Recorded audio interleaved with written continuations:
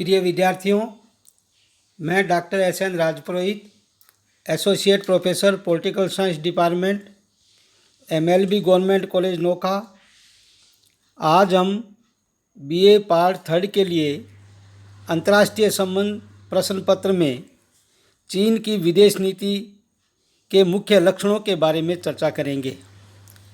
विद्यार्थियों, द्वितीय विश्व युद्ध से पूर्व चीन की विदेश नीति में चीन एक द्वितीय श्रेणी का राष्ट्र था। चीन को एशिया का रोगी, सिक मैन ऑफ द एशिया, पूर्व का तरबूज व एशिया की द्रौपदी की संज्ञा दी जाती थी।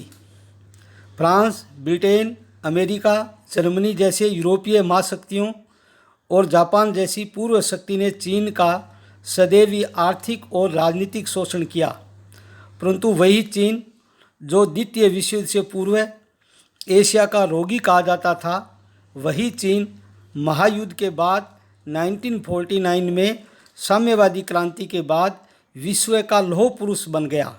वह विश्व की प्रचंड तीसरी महाशक्ति के रूप में अस्तित्व में आया। जॉन हे ने ठीक ही लिखा है कि विश्व की शांति चीन पर निर्भर है और जो कोई चीन को समझ लेगा उसी के हाथ में आगामी 5 दशक तक विश्व राजनीति की कुंजी होगी।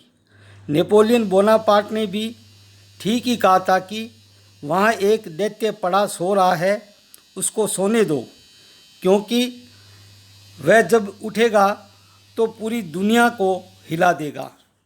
चीन की विदेश नीति के मुख्य उद्देश्य निम्नलिखित है।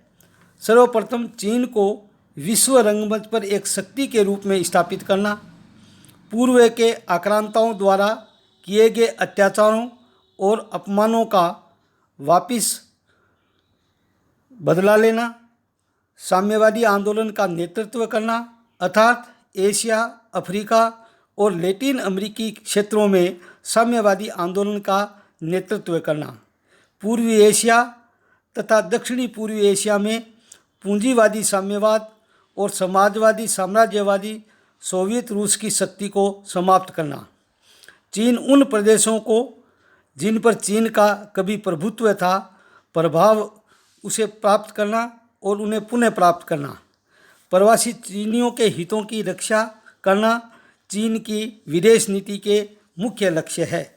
चीन की विदेश नीति की विशेषताओं के बारे में यदि हम चर्चा करें तो चीन ने अपनी विदेश नीति को कभी भी स्पष्ट रूप से परिभाषित नहीं किया है।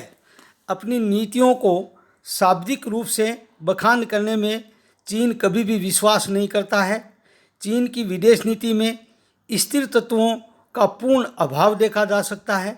संक्षेप में, चीन की विदेश नीति के आधारभूत सिद्धांतों या लक्ष्यों के बारे में यदि हम चर्चा करें तो सर्वप्रथम चीन की विदेश नीति में स्थायित्व एवं एकता का अभाव पाया जाता है। चीन की विदेश नीति कभी स्थायी नहीं रही है, यह गिरगिट की भांति ही रंग बदलती रहती है। चीन की विदेश नीति समय, परिस्थितियां, आवश्यकता एवं राष्ट्रीय हितों के अनुसार बदलते परिवेश के अनुसार रही है। उदाहरण के तौर पर 1949 से लेकर 1958 तक चीन ने सोवियत रूस के साथ प्रगाढ़ता के संबंध स्थापित किए, लेकिन 1969 में दोनों राष्ट्रों के मध्य तमनास नदी की घाटी में सैनिक मुठभेड़ हो गई। चीन ने दमिश्क टापू व ping pong port Arthur railway station पर रूसी अधिकार को अस्वीकार कर अपना अधिकार बताना प्रारंभ कर दिया। भारत के साथ संबंधों में चीन की विदेश नीति एक जैसी नहीं रही है। 1954 में हिंदी चीनी भाई भाई के नारों एवं पंचशील के सिद्धांतों की आड़ में 1959 में तिब्बत प्रदेश को भारत से छीन लिया तथा 1962 में भारत पर ही आक्रमण कर दिया। सुमा ने ठीक ही लिखा है कि लाल चीन की विदेश नीति अधिकांश रूप से अमेरिका के विरुद्ध थी, क्योंकि अमेरिका ने नए शासन के शत्रुओं को हथियार दिए थे। वह चीन को यूएनओ में मान्यता देने से इनकार किया था। 1 जून 1971 को यूएनओ में मान्यता या सदस्यता व 1979 में अमेरिका द्वारा राजनीतिक मान्यता तथा अमेरिका द्वारा जो ही चीन को एक चीन का सिद्धांत व ताइवान चीन का हिस्सा है मान लिया, तभी चीन को यूएसए ने सर्वाधिक अनुग्रहित राष्ट्र का भी दर्जा प्रदान कर दिया, तो चीन ने यह कहना प्रारंभ कर दिया कि चीन को पूंजीवादी शैली के द्वारा कुछ सीखना चाहिए।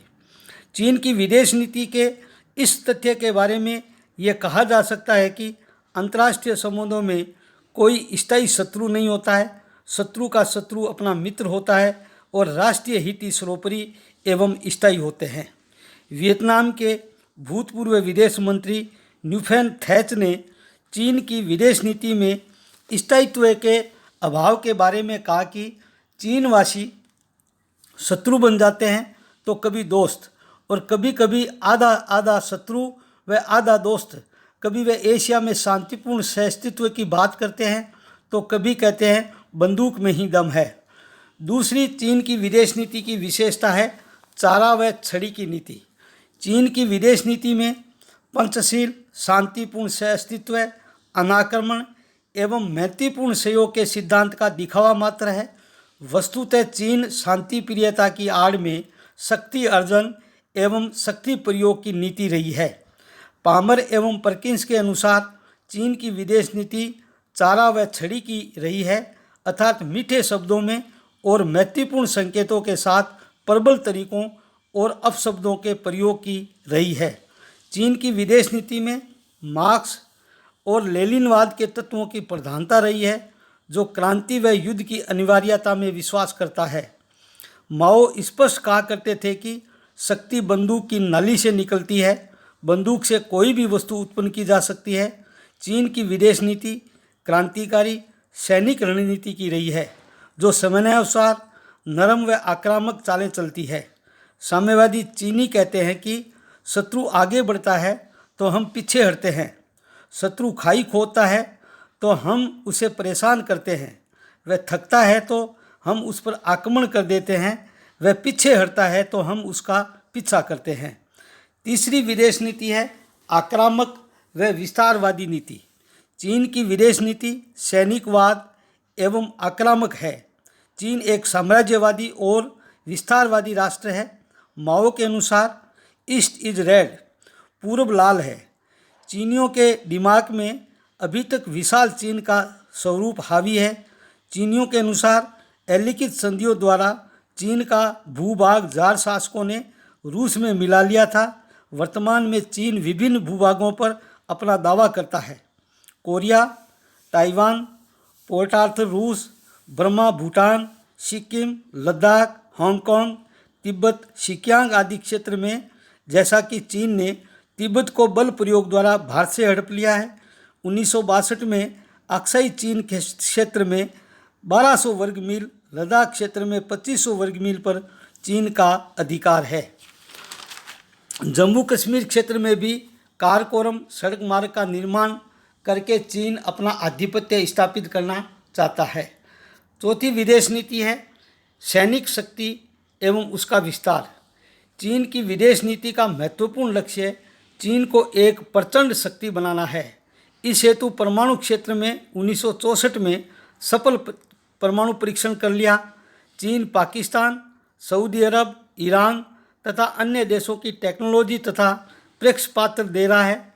जिस समय जेनेवा में निःशस्त्रीकरण के लिए 1996 में सीटीबीटी व्यापक परमाणु परीक्षण प्रतिबंध संधि पर वार्ता के लिए पश्चिमी देश व्यस्त थे, तभी चीन ने परमाणु परीक्षणों द्वारा शस्त्रीकरण की होड़ को बढ़ावा दिया। पांचवी विशेषता है साम्यवाद का समर्थन एवं नेतृत्व प्रदान करना। चीन की विदेश नीति मार्क्सवाद, लेनिनवाद व माओवाद के विचारों से प्रभावित है। विश्व में समाजवाद लाने के लिए चीन दृढ़ संकल्पित है। चाउ एन लाई के अनुसार यदि विश्व को साम्यवादी बनाने में चीन की आधी जनसंख्या की बलि देनी पड़े तो हमें कोई परवाह नहीं होगी। चीन साम्यवाद के विस्तार के साथ राष्ट्र की शक्ति व प्रभाव में विस्तार चाहता है। वह एशिया, अफ्रीका और लैटिन अमेरिका के साम्यवादी देशों का नेतृत्व करना चाहता है। सेतु, तनाव एवं संवाद की विदेश नीति। चीन की विदेश नीति कभी सेतु बांधने की रही है तो कभी तनाव पैदा करने की रही है। साम्यवादी क्रांति के समय 1949 से लेकर 58 तक चीन की विदेश नीति मुख्यतः सेतु बांधने की नीति थी। इस काल में रूस के नेतृत्व को स्वीकार किया तथा 1950 में 30 वर्षीय मैत्री संधि भी रूस के साथ की। 19 अप्रैल 1954 को भारत के साथ पंचशील के सिद्धांतों का प्रतिपादन किया। तनाव की नीति। चीन की विदेश नीति का दूसरा काल 1959 से 69 तक है, जिसमें विरोध, शत्रुता, तनाव एवं सशस्त्र क्रांति का काल कहा जाता है। इस समय वह साम्यवादी का नेतृत्व रूस के हाथों से छीनकर स्वयं एक शक्ति बनना चाहता था। जैसे 1959 में तिब्बत भारत से हथिया लिया और दलाई लामा को भारत में शरण देने के लिए भारत को अमानवीय दृष्टि से शत्रु घोषित कर दिया। वह 1962 में भारत पर ही आक्रमण कर दिया। चीन ने वर्ष 1964 में परमाणु विस्फोट करके अमेरिका तथा संयुक्त राष्ट्र संघ द्वारा की गई 1963 में सीमित परमाणु अस्त्र निषेध संधि का उत्तर दे दिया था। चीन की विदेश नीति में 1970 के बाद परिवर्तन आया। चीन ने 22 वर्षों के अमेरिकी विरोध के बाद अमेरिका की पिंग पोंग टीम को निमंत्रण दिया और पहली बार अमेरिकी पत्रकारों को चीन में आने की आज्ञा दी। 1971 में चीन यूएनओ का सदस्य बन गया और 1972 में निक्सन ने चीन की यात्रा की। 1979 में चीन को राजनयिक मान्यता तथा अमेरिका ने यह स्वीकार कर लिया कि चीन केवल एक है, उसकी एक वैधानिक सरकार है और ताइवान चीन का हिस्सा है। चीन की विदेश नीति में वर्तमान में नई प्रवृत्तियां क्या क्या जन्म ले रही है, उसके बारे में भी हम यहाँ चर्चा करेंगे। सर्वप्रथम चीन की विदेश नीति में न्यू ट्रेंड्स में महाशक्ति जैसा व्यवहार। वर्तमान समय में चीन विश्व की एक महाशक्ति ही नहीं है, वह विश्व में एक बड़ी शक्ति जरूर है, परंतु उसका प्रयास यही है कि 21वीं शताब्दी में उसे एक महाशक्ति का दर्जा प्राप्त हो जाएगा। 1991 में सोवियत रूस के विघटन के बाद साम्यवादी नेतृत्व की ललक बढ़ गई है। आज चीन का व्यवहार महाशक्ति तथा अमेरिका की प्रतिद्वंदी शक्ति बनने जैसा हो गया है। अमेरिका भी इस समय लाचार व बेबस है, क्योंकि चीन सुरक्षा परिषद का स्थायी सदस्य है। चीन को वीटो का अधिकार भी प्राप्त है और चीन का विशाल बाजार इत्यादि कई ऐसे कारण हैं जिसके कारण अमेरिका की मजबूरी है। एक ध्रुवीय विश्व में अविश्वास। चीन एक ध्रुवीय विश्व में विश्वास नहीं रखता है। चीन एवं रूस दोनों का ही यही कहना है कि नई विश्व व्यवस्था एक ध्रुवीय नहीं हो सकती। येल्त्सिन ने भी स्पष्ट कहा था कि हम भूध्रुवीय विश्व चाहते हैं, ऐसा नहीं कि अकेला अमेरिका पूरे विश्व पर हुक्म चलाए। चीन सदैव ही अमेरिका की बराबरी करना चाहता है। उदाहरणतः जब जेनेवा में निशस्त्रीकरण सम्मेलन की बैठकों में विश्व के देश व्यापक परमाणु परीक्षण निषेध संधि पर वार्ताओं में व्यस्त थे, तो चीन ने 1996 में परमाणु हथियारों का विकास एवं परीक्षण करके ही CTBT पर हस्ताक्षर करने की बात कही। चीन अमेरिका की भांति ही परमाणु हथियारों एवं तकनीक का व्यापार कर रहा है। अमेरिका के विरोध स्वरूप कोरिया, पाकिस्तान को तथा ईरान को शस्त्रों का हस्तांतरण किया है। पाकिस्तान को परमाणु चुंबकीय छल्ले रिग मैग्नेट देकर व ईरान को क्रूज प्रेक्षपात्र देकर वो अमेरिका को चेतावनी देना चाहता है। इस प्रकार चीन की वर्तमान विदेश नीति का अध्ययन बदलते परिवेश एवं परिस्थितियों के अनुसार ही किया जा सकता है। आज यहीं चीन की विदेश नीति का लेसन समाप्त किया जाता है। विद्यार्थियों से मेरा निवेदन कि इस लेसन को या वीडियो को आप शेयर और सब्सक्राइब ज़रूर करें। ये प्रतियोगी परीक्षा में भी आपके लिए महत्वपूर्ण है तथा विश्वविद्यालय परीक्षाओं में बार बार चीन की विदेश नीति के विशेषताओं के बारे में प्रश्न पूछा जाता है। जय हिंद, जय भारत।